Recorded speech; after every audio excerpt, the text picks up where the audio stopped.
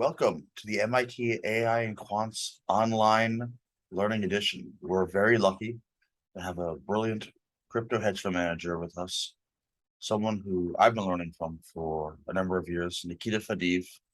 Thank you so much for coming on. Nikita is a partner and head of Fastener Digital, the crypto arm of Fastener Capital. Nikita is responsible for the investment and strategic decision direction of Fastener Digital. Nikita is also the founder of the Quant Group, highly respected quantitative conference that I look forward to attending. It's some of the world's greatest quants.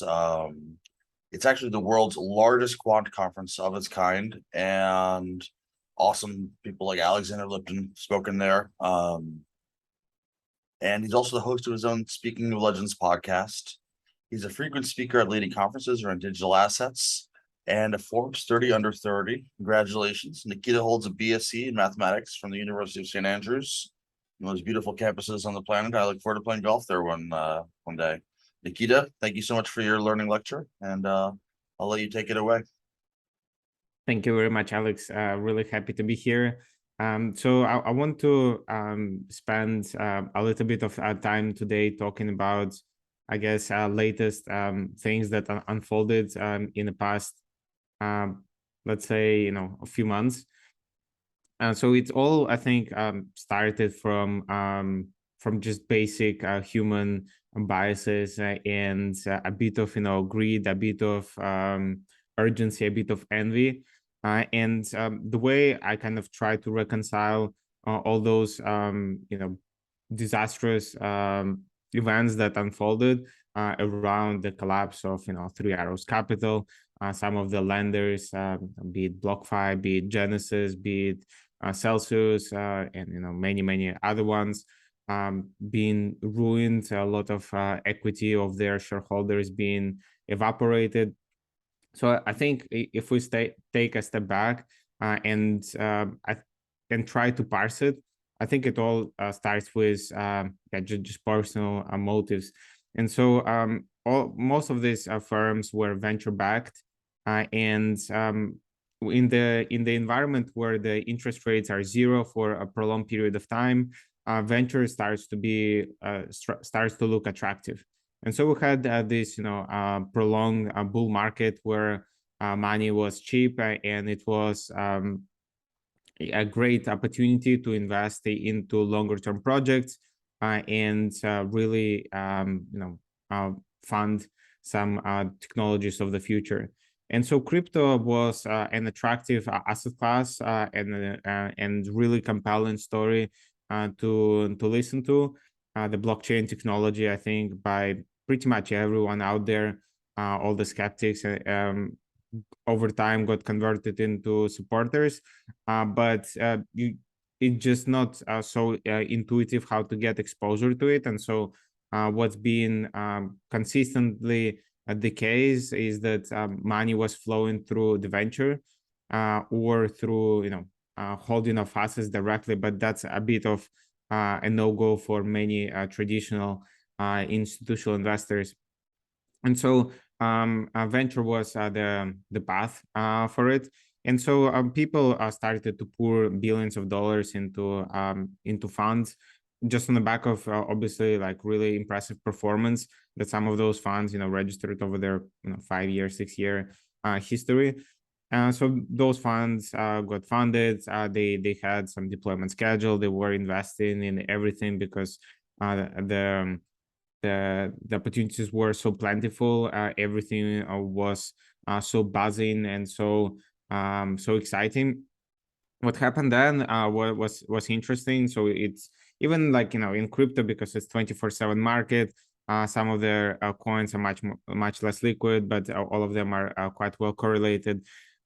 You see some of this, booms and busts, even like on a weeks and months time horizon. So there were kind of a few different narratives that were changing through the past year or 2 years or so. And as we get to the pivotal moment where in last November, where Bitcoin registered its all-time high price at 69K, just over 69K. That's kind of where things started to tumble. So we got some indication that the Fed is gonna start tightening, and that some of this excess liquidity that got injected into the space gonna start to leave. And so the market wasn't ready. Some of these firms were growing like on steroids. Some of them went from like a few tens of customers, few tens of employees to thousands within like 1 year time. And this obviously leaves little room for firms to adapt, for firms to instill good processes, good governance, and I mean even more simply just to test their business model, because when opportunities are so plentiful, when the bull market is roaring, when capital is just not a thing, you just venture into all sorts of things and dilute your focus and really expose yourself to potential troubles. And so all these lenders whose mandate was to deploy capital into the crypto ecosystem, kind of borrow from retail, borrow from family offices, borrow from whoever else, and effectively promising like quite attractive yields, on the order of 8, 9, 10% for dollars. So this was obviously like unmatched, but the trade was that people were borrowing dollars, buying coins, selling some of these futures, so effectively doing like basis trading, cash and carry. So that was working beautifully. Probably not at November point, but a bit earlier in the year. And so like market grew to be a bit ignorant, a bit overly levered, and then at some point like hugely over levered. And as it always happens, what comes up must come down. There is mean reverting mechanic in place, and for crypto wasn't spared from that. And so when highly leveraged firms, the likes of Three Arrows Capital, which was actually phenomenally successful prop fund based out of Singapore, which did like really well, but effectively they just were too much over levered during their lifetime, and especially towards towards the months when markets started to tumble, and so that unwind sent a ripple effect, which started to knock down many of the established firms, which were actually like just a door for institutional players to invest in something that they're comfortable with, something that kind of made sense at the business model level, that had cash flows, that had almost a simple equity bet on the prosperity of the crypto as an asset class.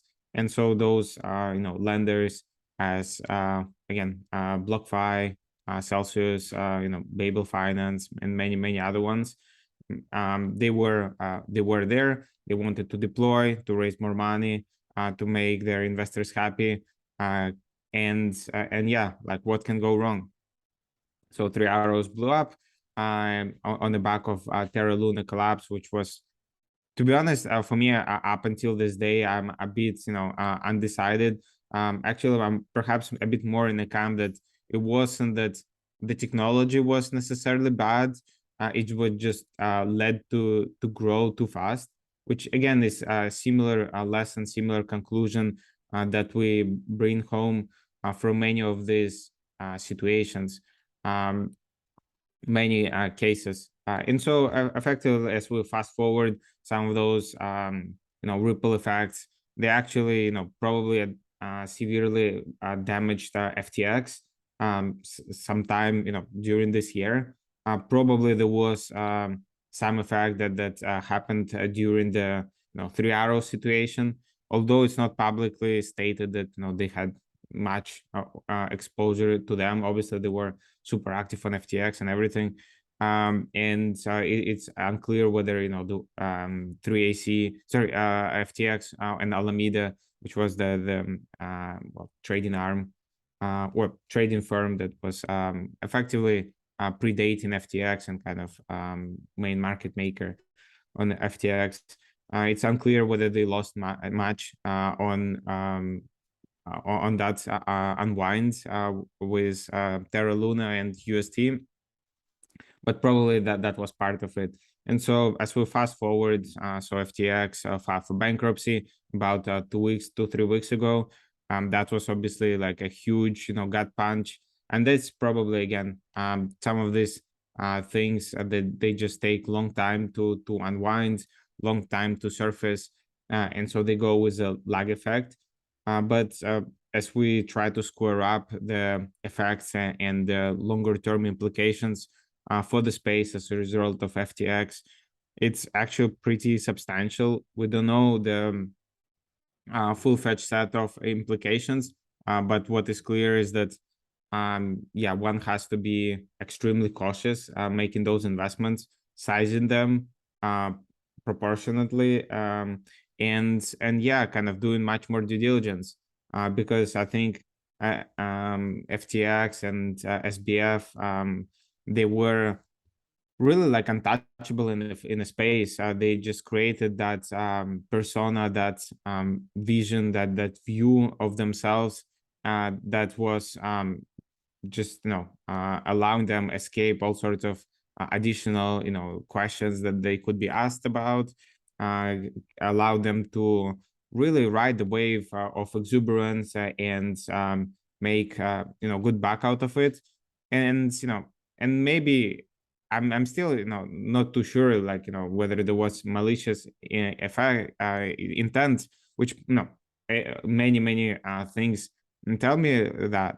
And obviously being in the space for long, and being active on FTX, and knowing many close participants to FTX, I think a lot of things that surfaced in recent interviews of SBF, they kind of don't reconcile, and they kind of miss many aspects, and kind of portrayed him more innocent than he is. But I don't know, like at what point it started to go like that. But what is clear is that this will be used as a big point for the regulator to actually push for the regulation. It will be a good excuse again to come up with some processes, policies which would protect the customers, protect the investors, retail investors, and so on. It's interesting which shape it's gonna take. I'm afraid that it might swing the pendulum further than what is reasonable. But that just remains to be seen. What is clear, and I guess very very straightforward, is that many investors were forced to invest in some of these companies like BlockFi and so on, that were perceiving those as kind of safe bets. And at the top, this was like a phenomenally successful company with like 1,000+ employees, and generating a lot of revenue, and really like instrumental for the space. So for me, it's again punch in the gut for the space in terms of credibility, in terms of trust, and it will take long time to rebuild it. But on the flip side, technology has worked, and it is just it's a tool, right? And it's arguably making a strong case for decentralization, trust but verify, ability to see through the Chinese walls of private corporations, which provides lagged accounting and some phony stuff at times.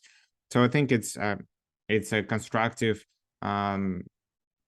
thing to do, to assess in detail the the thing that happened, and try to come up with a better future, such that something like this is completely out of the realm of possibilities. And so I guess that's kind of roughly what I'm thinking about the FTX and the world that we and state of the world which we're in. There is also obviously like much more to say on the more shorter term side from the market participants. So from the hedge funds to some long only investors to some market makers and so on. Obviously, Binance gained a lot of market share, just effectively swallowed the FTX volumes, and it just all at this point question speculation how things settle, what will be the steady state. But it's again good time to press for transparency from exchanges, and we certainly are doing that. And exchanges obviously they have a huge responsibility, huge duty to protect their customers assets, and they are phenomenal, some of them at least phenomenal successful businesses with like really impressive financials, and so oftentimes they have the power, the leverage to really like avoid and escape some of those questions that investors want to be comfortable with. But I feel like those days are gone, and proof of reserves, proof of liabilities, transparency around treasury management, transparency about different policies, and hopefully one day and hopefully even sooner than later like audited financials from all these places will be like a standard procedure. But obviously so many jurisdictions, so little clarity, so many desires and requirements, but so little structure to address them, because everything is just non-standardized. Everyone is doing things in rush to scale up, what we've seen with many exchanges. So we think that this could be good time to reassess things and find a sustainable path forward. Nikita, that was a fantastic talk. I really appreciate it. It really reminds me of the early stages of the gold rush, where fraud became everywhere. In fact, the term joshing, which is very popular in America, comes from a man named Josh who would pass off fake gold all over during the gold rush. But gold obviously is a major part of our economy and still is, and I think crypto will be. My one question to you is, how long do you think this crypto winter will last? 2 more years, 3 more years, 6 months, or no view on there? Well, it's difficult to come up with projections. I think Oh, impossible, basically. yeah.